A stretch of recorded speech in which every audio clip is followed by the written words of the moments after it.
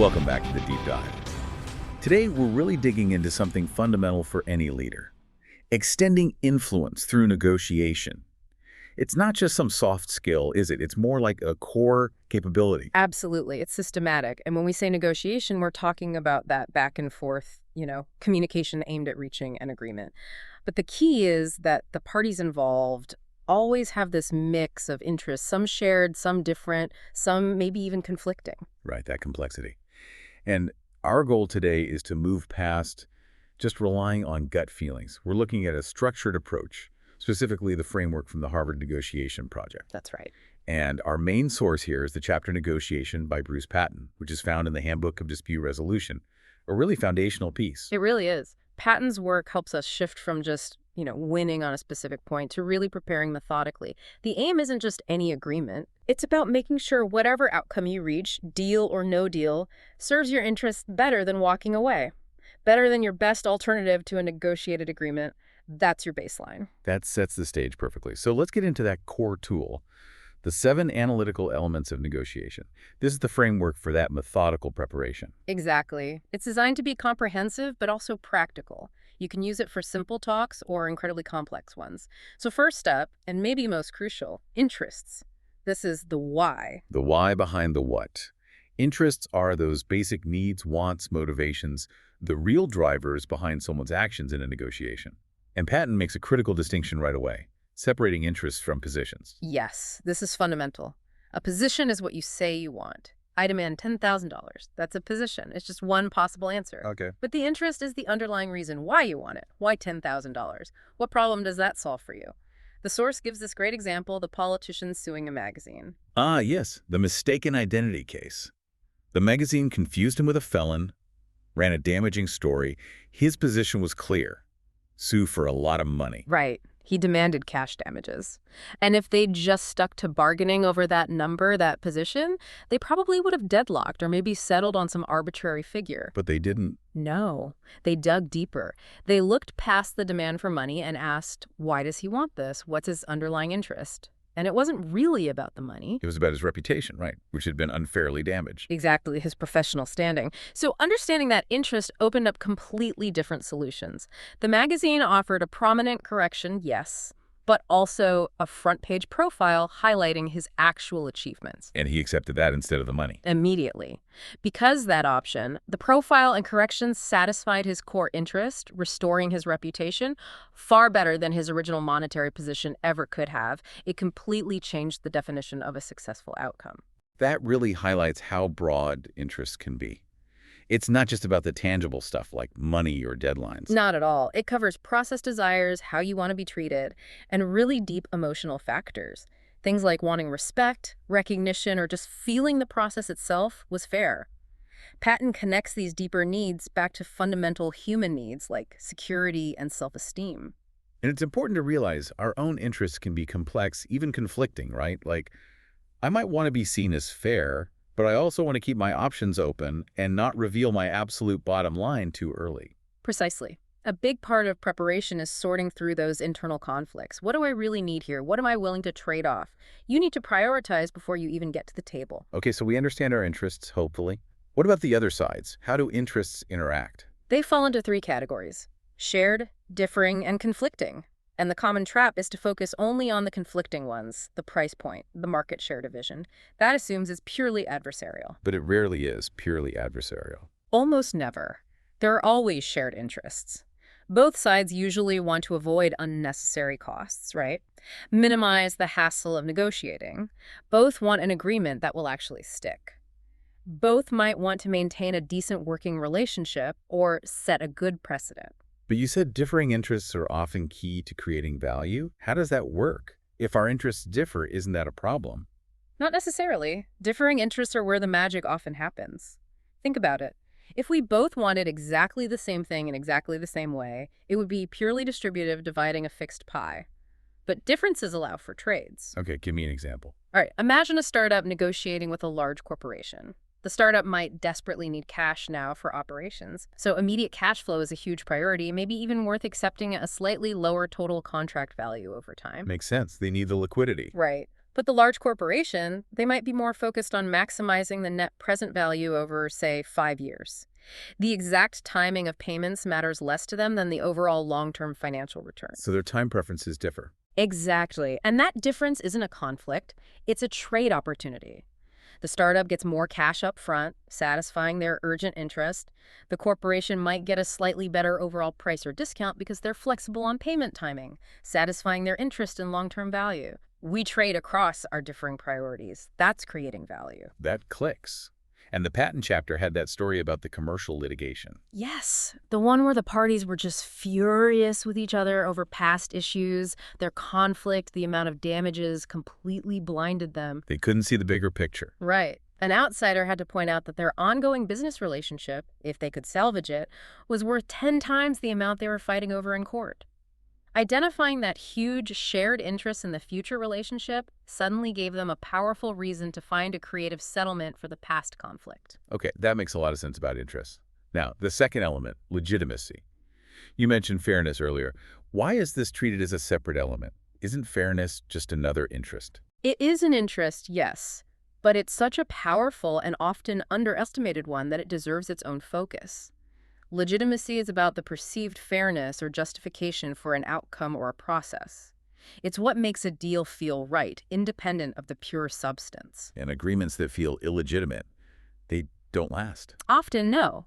Or they breed resentment that poisons future interactions. People might walk away from a deal that meets their substantive needs if they feel the process was unfair or the standard used was arbitrary. The book mentions that ultimatum game experiment, right? The $10 split. Classic example. One person gets $10, proposes a split. If they offer the other person just 1 cent, keeping $9.99, logically, the second person should take the penny. It's better than nothing. But they often don't. They often reject it. They'd rather both get nothing than accept what feels like a grossly unfair distribution. It's a powerful demonstration of people enforcing a fairness norm, even at a personal cost. Wow. Okay. And legitimacy isn't just about feelings, it's about precedent, too. Hugely important. If you resolve a dispute by just splitting the difference without any rationale, what does that teach the other side? That digging in their heels works. That being stubborn pays off. Exactly. But if you resolve it based on objective criteria, an industry standard, market value, expert opinion, like 3 times special damages, in that legal example, you establish a reasoned, defensible outcome, that standard then becomes a legitimate benchmark for future issues, making them easier and cheaper to resolve. The source mentions the Reagan administration and the air traffic controller strike as a large-scale example of prioritizing legitimacy. Yes, that was a stark choice. Firing the striking controllers was incredibly costly and disruptive in the short term. Replacing them took time and money. So why do it? Because the administration decided the overriding long-term interest was establishing the legitimacy of the law specifically, that federal employees could not legally strike. The precedent that illegal strikes wouldn't be tolerated was deemed more valuable, from their perspective, than the immediate costs of avoiding the confrontation. It was a strategic move focused entirely on the principle of legitimacy. Got it. Okay, element 3, relationship. This seems straightforward how we get along. It is, but it has layers. It's about the existing connection, sure, but also how the negotiation process itself affects that connection, for better or worse. And importantly, it also includes the relationship the negotiator has with themselves. The self-relationship, tell me more about that. It's about our own internal drivers. Are we trying to avoid looking weak? Do we have a deep-seated need to be seen as fair, maybe based on the golden rule? Are we uncomfortable with conflict? These internal values and psychological needs, how we relate to our own actions and self-image, profoundly influence our choices at the table, sometimes unconsciously. That's interesting. So self-awareness is key prep here, too. Absolutely. And then there's the external relationship. In ongoing connections like family businesses, long-term partnerships, labor relations, maintaining a good working relationship is often paramount. You can't afford to win the battle but lose the war by destroying trust. Because if the negotiation itself becomes hostile, then your ability to find those creative, value-maximizing solutions just plummets. People shut down. They stop sharing information. Trust evaporates. The relationship is like the container for the substance. If the container breaks, everything spills out. Makes sense. Contrast that with purely transactional deals. Right. If you're buying a used car from a stranger you'll never see again, the relationship focus might just be on minimizing hassle and transaction costs. Right. But even then, basic respect can make things smoother. Okay. Element 4. alternatives, and the best alternative to a negotiated agreement. This sounds like leverage. It is the core of your leverage. Yeah. Alternatives are simply what you can do without the other party's agreement if the talks fail. Walk away, sue them, find another supplier, go on strike. Those are alternatives. And the best alternative to a negotiated agreement, or BATNA. Is simply the best of those options, the most attractive course of action you can take if you don't reach a deal. This is your walkaway point. It's your safety net. Any agreement you accept must be better than your BATNA, otherwise, why agree? So knowing your BATNA is crucial. It's non-negotiable, pardon the pun. You always have one, even if it's a terrible one, like go bankrupt. The goal of preparation isn't just to figure out your BATNA, but actively work to improve it before or during the negotiation. A better BATNA means more power at the table. And you mentioned possibly trying to weaken the other side's BATNA. That sounded a bit aggressive earlier. Ah, yes. We need to tread carefully here. It comes back to legitimacy. Improving your own BATNA is always legitimate strategy. Pointing out the weaknesses in their existing BATNA is also legitimate. That's just sharing information about reality. But actively worsening theirs. That crosses into coercion if it's done illegitimately, purely to inflict pain or gain leverage, unrelated to the merits. We'll distinguish threats and warnings more clearly later, but essentially, strategic moves should stand on their own merits, not just be leverage plays. Okay, that distinction is important. Let's use that mugger example from the source to make the BATNA concept concrete. Right, the law professor cornered by a mugger. On the surface, the professor's BATNA looks terrible. Hand over the wallet or risk getting hurt. Very weak. But he didn't just comply. No. He immediately reframed the situation by focusing on the mugger's alternatives and BATNA. He started talking about the consequences for the mugger getting caught, the felony charge, years in prison. All for maybe a small amount of cash. Exactly. He highlighted how terrible the mugger's own BATNA was, prison time, compared to the potential gain, a few dollars. He shifted the dynamic from a threat to a kind of high-risk, low-reward transaction for the mugger. And reframe giving money as an indefinite loan. Which allowed both parties to save face and de-escalate. By focusing on the other side's BATNA and the poor value proposition it represented for them, the professor gained leverage he didn't initially appear to have. It's a powerful illustration of using alternatives dynamically. Okay, BATNA is the floor. Element 5. Options. These are the potential pieces of the agreement. Precisely. Options are all the possible things the parties could agree on. They're the building blocks for creating an outcome that's better than just walking away to your BATNA. And this is where the value creation happens, right? Using those differing interests we talked about. Yes. You generate options by exploring ways to satisfy shared interests, like finding cost savings together, or, more powerfully, by dovetailing those differing interests, trading things you value differently. Options can be substantive terms, price, quantity, but also procedural things, how disputes will be handled, conditions, contingencies, even carefully crafted ambiguities. So the goal is to brainstorm lots of possibilities before locking anything down. Absolutely. Keep options open, generate freely before evaluating or committing. Which leads perfectly to element 6, commitments. This is the decision point. Right. Commitments are the actual agreements, demands, offers, or promises made. It's where you move from exploring possibilities to making choices. And they range from small to large. Yeah. A commitment could be as minor as agreeing on the agenda for the next meeting, or it could be the final, signed, sealed contract. Key questions in preparation are, what authority do I have to commit? What authority do they likely have? And how will we handle changes or future disagreements after commitment? Thinking about decommitment is part of commitment. Good point. Finally, element 7, communication. The channel for everything else. It's the medium, exactly. How you choose to communicate, adversarial versus collaborative, focusing on pushing your view versus understanding theirs, trading concessions versus brainstorming freely, dramatically impacts the process and the outcome. It affects the relationship, the exploration of options, everything. So preparing involves thinking about communication strategy too. What do we need to learn? What do we need to persuade them of? What overall tone or process will work best? Definitely. These 7 elements, interests, legitimacy, relationship, alternatives, BATNA, options, commitments, communication, they form a complete checklist for thinking through any negotiation, ensuring you're prepared analytically. Okay, that's a fantastic framework. Mm-hmm. But knowing the elements is one thing. How do negotiations actually play out in the real world and the messy interactions between people? Let's shift to those archetypal processes. Right. Because in practice, especially when people haven't been trained in that seven-element analysis, negotiations tend to fall into one of about four common patterns or default processes. And the most common by far is positional bargaining. Simple haggling, like buying a rug in a market. Pretty much. It focuses almost entirely on the element of commitment. You start high, I start low. Then we do the dance of concessions, small moves back and forth until we meet somewhere in the middle, or one of us walks away because the proposed deal is worse than their BATNA. Why is it so common if it's often not great? Well, it's simple, requires little preparation beyond picking your numbers, and it's universally understood.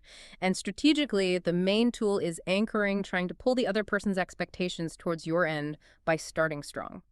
People also use tactics like pretending their hands are tied or just acting really stubborn. But you said it's often not great. What are the big downsides for, say, organizational leaders? There are several major ones. First, it's incredibly inefficient. Because the incentive is to give up as little as possible with each concession, it takes a long time. Lots of wasted energy, posturing, small moves. Okay, slow and inefficient. What else? Second, the outcomes are often arbitrary. Splitting the difference down the middle might feel fair in a superficial way, but it rarely reflects the underlying interests or objective standards of legitimacy. Remember the politician. A 50-50 split on money wouldn't have addressed his reputation interest at all. It often leaves value on the table because you didn't explore options based on interests. And the impact on the relationship. Usually negative. Because it's adversarial, people often walk away feeling like they got taken or they gave in too much. This breeds resentment. I'll get him next time. It creates this cycle of suspicion and wanting revenge, which corrodes trust. You mentioned a variation, too, soft positional bargaining. Yeah, this is where someone tries to avoid conflict by prioritizing the relationship above all else. They make concessions too easily, maybe hoping the other side will reciprocate or just to smooth things over. Sounds nice, but maybe naive. It often leads to quick agreements, but usually poor ones where you give away too much. And paradoxically, it can actually damage the relationship it tried to protect. The other side learns they can just apply emotional pressure or act hurt to get concessions, which breeds disrespect over time. Okay, so positional bargaining has serious flaws. What's the second archetype? Favors and ledgers. Right. This one is a bit more sophisticated because it brings in the time dimension, leveraging an ongoing relationship. It's essentially log rolling over time. How does it work? You agree to a deal that's maybe one-sided, now doing someone a favor, with the explicit or implicit understanding that they owe you one later. You're keeping a mental or sometimes even written ledger of credits and debits. Where do you see this typically? Very common in ongoing relationships. Think about political alliances, departments within a company helping each other out, or even a boss asking an employee to take on an undesirable task. I know this is tough. Take this one for the team. We'll make it up to you down the line. Sounds plausible, but risky. Definitely risky. First, perceptions can differ wildly about the size of the favor or the debt. What you thought was a huge concession, they might see as minor. When it's time to collect, that mismatch causes conflict. And the ledger needs to be reliable. Yes, and memory is halty. But the biggest risk is change over time. The person who owes you the favor might leave or lose their influence. Their successor, their heir, might look at the situation and say, "What ledger? I don't see any formal agreement. We're starting fresh." The debt evaporates. Oh, judge. So it relies heavily on stability and shared understanding. Which are often in short supply. Okay, archetype 3, chicken. This sounds confrontational. It is. This process focuses intensely on the element of alternatives, specifically on trying to make the other side's alternatives look terrible, often by threatening to make them worse. It's the give me what I want or we both suffer the consequences approach. Like two cars heading towards each other. Exactly. Who swerves first? Think of really nasty labor strikes, mutually destructive litigation, arms races, or that tragic example from the source of the Lebanese Civil War starting in 1975. Both sides thought they could force the other to back down without suffering the full consequences themselves. And instead, everyone lost. Hugely costly. Extremely costly and high risk. It often happens when positional bargaining escalates, tempers flare, and ultimatums get thrown around. Neither side wants to lose face by appearing weak. So how do you avoid falling into that trap? You mentioned distinguishing threats and warnings earlier.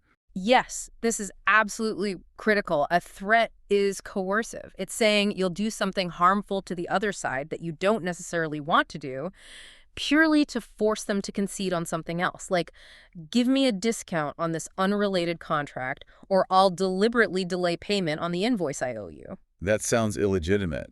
Extortion almost. It often feels that way, and it poisons the relationship. A warning, on the other hand, is informational. It's simply pointing out the reality of your own BATNA and the natural consequences for them if no agreement is reached that's better than your BATNA. Can you give an example of the difference? Sure. Let's say a supplier isn't meeting agreed-upon quality standards. A threat would be, fix the quality, or I'll start a negative PR campaign against you. You don't necessarily want to run a PR campaign, you're just using it as leverage. Okay, and a warning. A warning would be, look, if the quality doesn't meet the standard we agreed on, our best alternative is to resource this component from supplier B, who meets the standard reliably. We'd prefer to work with you, but if we can't get the required quality, we will have to switch suppliers to protect our own product. Please consider this before finalizing your position. So the warning is just stating the logical consequence of pursuing your legitimate BATNA. Precisely. It's educating them about the reality they face if they don't meet your legitimate needs. Warnings are fair game. Threats based on artificial pain are usually not. Got it. That distinction is vital. Okay, that leaves the fourth archetype, problem solving. This sounds like the recommended approach. It is. It's often visualized as the circle of value, and it's designed specifically to overcome the flaws of positional bargaining. The core idea is shifting from adversaries fighting over positions to colleagues working side by side to solve a shared problem. How does it do that? What's the focus? Instead of focusing on commitments first, it focuses on deeply understanding interests, then brainstorming multiple options to meet those interests, and evaluating those options against standards of legitimacy and each side's BATNA. So commitment comes last. Dead last. This is a crucial discipline, especially for leaders used to making quick decisions. You explicitly postpone any firm commitment until you've explored all the elements and developed a potential package deal. The motto is, nothing is agreed until everything is agreed. Why is delaying commitment so important? Because committing too early shuts down creativity. Once you lock into a position, you stop looking for better alternatives or ways to expand the pie.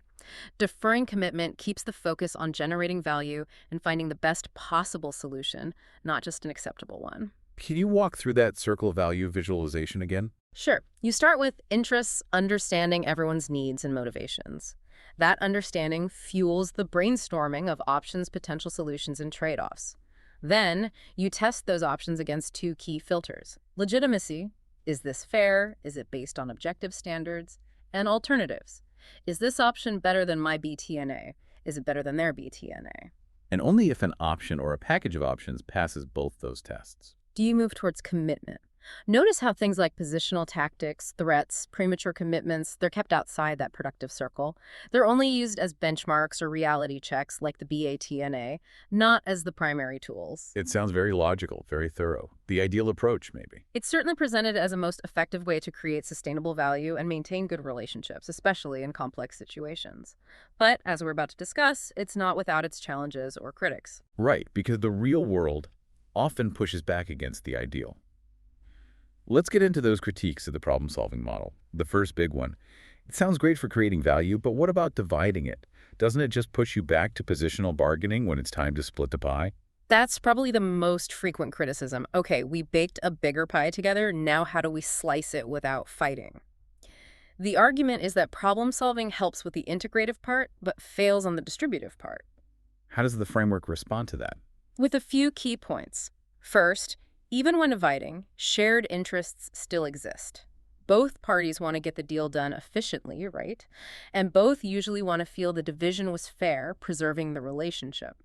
Focusing on those shared process interests can help. So even division isn't purely conflict. Rarely. Second, and more powerfully, you can apply problem solving to the division itself.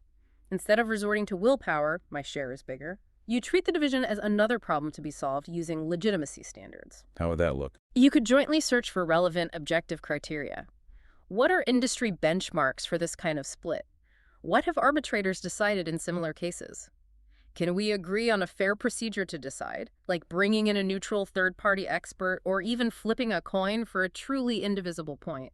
It shifts the focus from who gets more to what's a justifiable way to decide. That reframing seems key. Yeah. The source used that huge contract dispute example, the $500 million one with foreign government. Yes, a perfect illustration.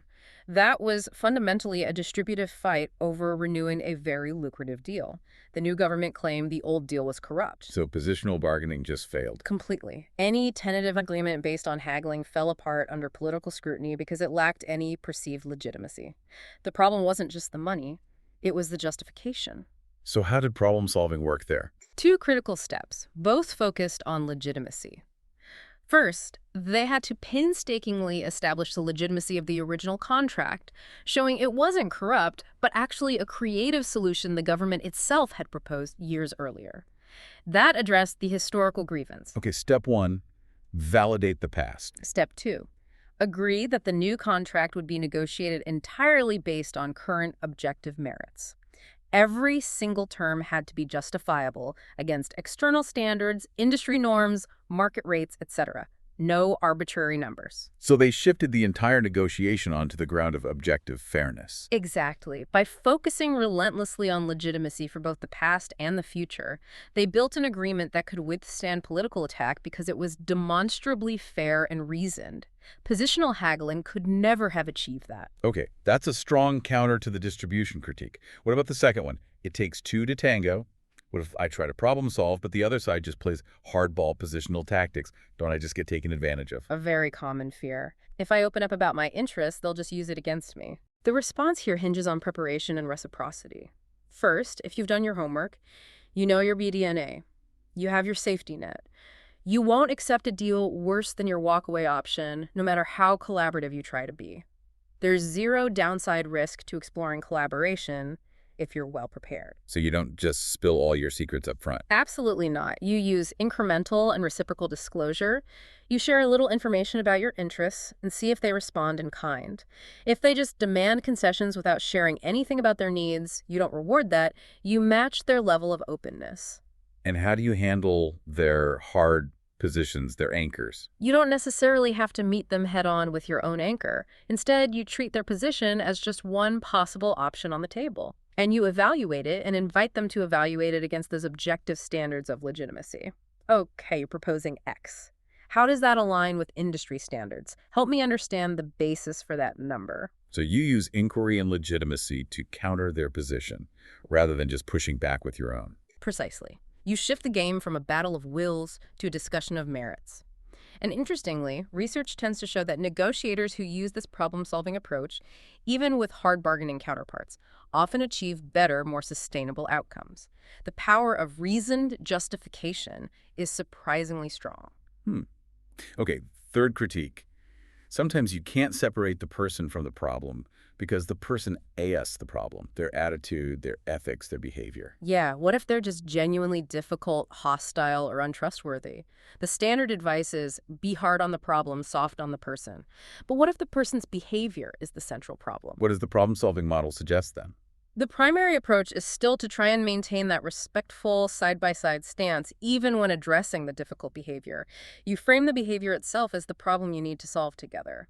When interruptions happen frequently, it makes it hard for us both to fully explore these complex issues.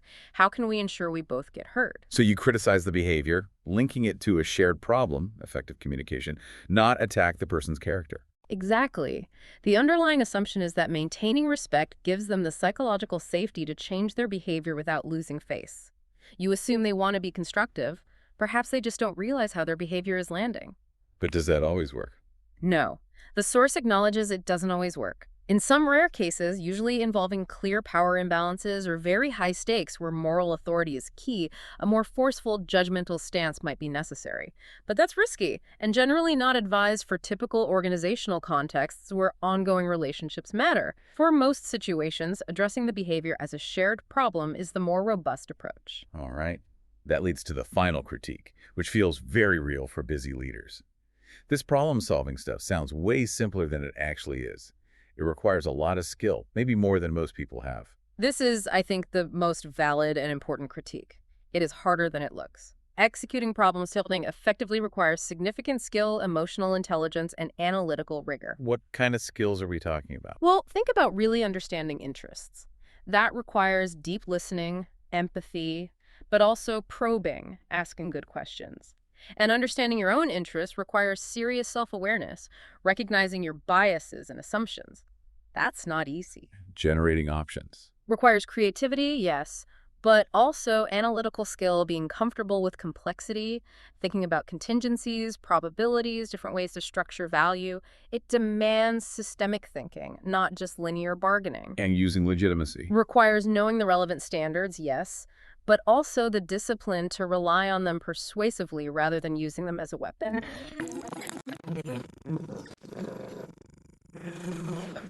Or it's a certain mindset, right? Staying respectful under pressure, being willing to question your own certainty. Exactly. It demands high emotional regulation and intellectual humility. And the source points out that many people try to use problem solving but make crucial execution errors, like being told soft on people, hard on problem, and interpreting that as being soft on substance to preserve the relationship, essentially becoming a soft positional bargainer. Or, conversely, taking insist on objective criteria and using those criteria like a club to beat the other side into submission and becoming a rigid, principled positional bargainer. Both misapplications can lead to worse outcomes than simple haggling. So the critique isn't that the model is flawed, but that implementing it well is really challenging. Precisely.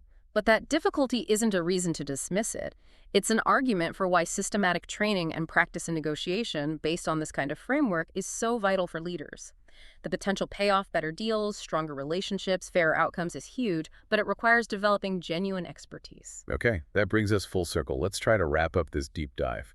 We've journeyed from defining negotiation as this complex communication process. Driven by that intricate web of shared, differing, and conflicting interests. We unpacked the 7 elements from the Harvard Negotiation Project framework: interests, legitimacy, relationship, alternatives B18A, options, commitments, and communication as the essential toolkit for preparation. Showing how real leverage comes not from just being tough, but from thoroughly analyzing these elements, especially your BATNA. Then we looked at how negotiations actually tend to unfold, contrasting those common, often flawed archetypes, positional bargaining, favors and ledgers, chicken, with the more demanding but ultimately more valuable problem-solving approach. The circle of value, yeah. Emphasizing that shift from fighting over positions to collaborating on solutions based on interests and objective standards, crucially, by deferring commitment. And we tackled the tough critiques, acknowledging the challenges around dividing value, dealing with hardball tactics, managing difficult people, and the sheer skill required for effective implementation. Reinforcing that the answer isn't to abandon the model, but to invest in the skills needed to use it well, drawing on that core wisdom from BrucePatton's work. Absolutely. It seems the ultimate challenge for any leader in negotiation is managing that inherent tension, isn't it? The tension between empathy, genuinely trying to understand the other side's perspective, their interests, their constraints. And assertiveness, clearly advocating for your own interests, using legitimate standards, holding firm when necessary, based on your BATNA. That balance between inquiry and advocacy is incredibly difficult, but essential. And maybe the final, most profound takeaway is about self-awareness. Recognizing, as the source suggests, that negotiation isn't just about the interaction across the table, but also about the negotiation within ourselves. Managing our own conflicting interests, our biases, our emotional reactions, and accepting that even our most objective view of the situation is still shaped by our subjective perceptions. That willingness to question our own certainty, to acknowledge we might not have all the answers, might be the real key. It opens the door to genuine learning and finding solutions that are not just good for us, but are truly legitimate and sustainable for everyone. So the question we'll leave you with today is, reflecting on these 7 elements, which one presents the biggest challenge or opportunity in the negotiations you face? A great question to ponder. Until next time on The Deep Dive, keep digging into the why.